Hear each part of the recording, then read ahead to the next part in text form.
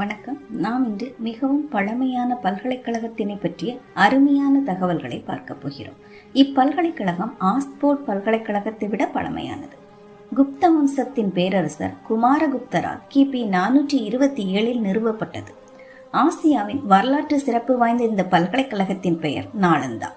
இது உலகின் முதல் குடியிருப்பு பல்கலைக்கழகம் என்பது குறிப்பிடத்தக்கது. அதாவது ரெசிடென்ஷியல் யூனிவர்சிட்டி. இதில் பல நாட்டை சேர்ந்த, அதாவது கொரியா, ஜப்பான், சீனா, திபெத், இந்தோனேஷியா, பெர்ஷியா மற்றும் துருக்கி போன்ற நாடுகளை சேர்ந்தவர்கள் இங்கு மாணவர்களாக தங்கி படித்து பயன்பெற்றுள்ளனர்.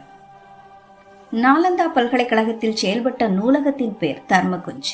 இந்த நூலகத்தில் மில்லியன் கணக்கான ஓலைச்சுவடிகள் பாதுகாக்கப்பட்டுள்ளது. இது கிபி 5ஆம் நூற்றாண்டு முதல் கிபி 12ஆம் நூற்றாண்டு வரை கற்றல் மையமாக செயல்பட்டுள்ளது.